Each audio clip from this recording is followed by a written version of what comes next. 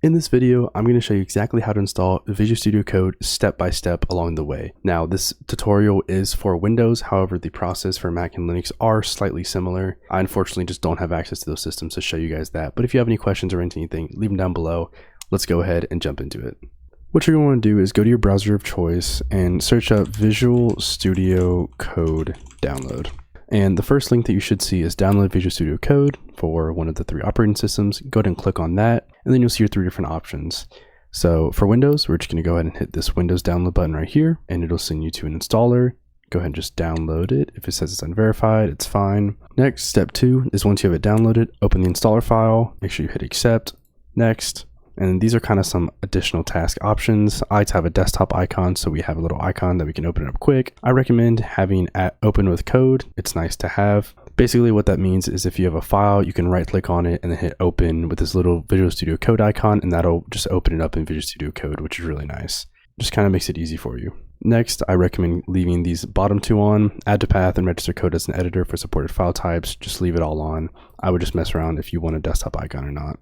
Go ahead and hit next and then hit install, and it will install. The installer itself is about 120 megabytes and the installation of Visual Studio Code is about 480 megabytes. So it's not too long. It depends on how fast your internet is, depends on how long the installer will install and Visual Studio Code itself, but should take roughly, no more longer than a few minutes at most. See, for me, that only took maybe 20-30 seconds. And then you have the option to launch it once you finish it. So we can go ahead and finish. And there we go. It went ahead and opened it up. Now that you have Visual Studio, let's quickly set it up. When you first launch Visual Studio Code, you might see a welcome screen. Here are a few things that you should do. Step 1 is that you should choose your theme. Go ahead and click on the gear icon in the bottom left, go to themes, and then color theme. I personally use Dark Plus as I feel it looks the best. It is the default dark one, but there's a bunch of different options to go through. If you prefer something else, I would recommend choosing this now so you could save your eyes. You could see the light plus that, in my opinion, just burns your eyes. So choose one that you like and will actually be easy on your eyes. Step 2 is I would install essential extensions. So click on the extensions icon over here. It's like the 4 little squares. Click on that, and if you're coding in Python, just search up Python. Make sure you get the one by Microsoft. So this one right here, make sure you have this one installed. If you're coding something like JavaScript, search ESLint, and I recommend getting this for JavaScript. If you are just whatever you're coding, search it up. So if you're coding something like C++, you'll see this C/C++. Just install whatever you plan on coding with, and there usually is a lot of other stuff that comes with every single program that you can look through and just make your time in Visual Studio Code a lot easier. I do recommend, no matter what you're coding in, to get an extension called Prettier, and it is a code formatter.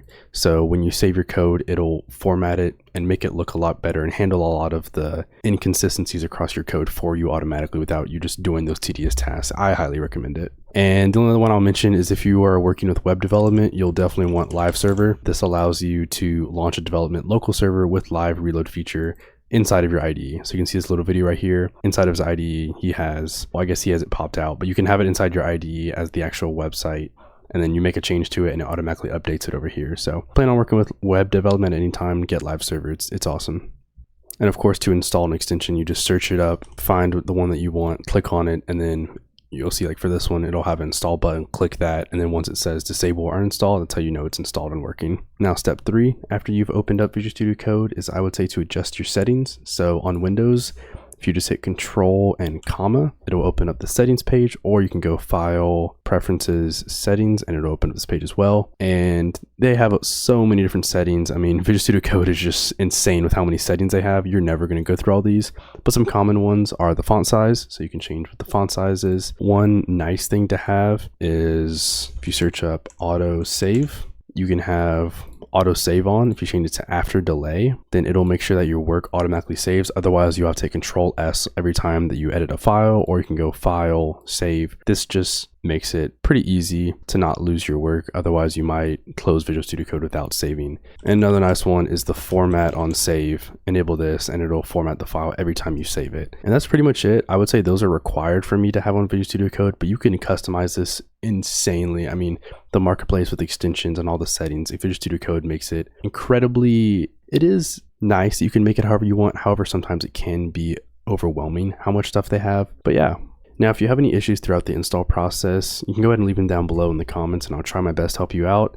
They also have an FAQ on the Visual Studio Code website that answers some common questions, or they have a support team as well. And that's it. You now have Visual Studio Code fully installed and configured. You're ready to start your coding journey. If this helped you, hit the subscribe button for more tutorials, drop a comment if you have any issues, or you want me to cover specific Visual Studio Code features, I'd be more than happy to. Happy coding, and I'll see you guys in the next video.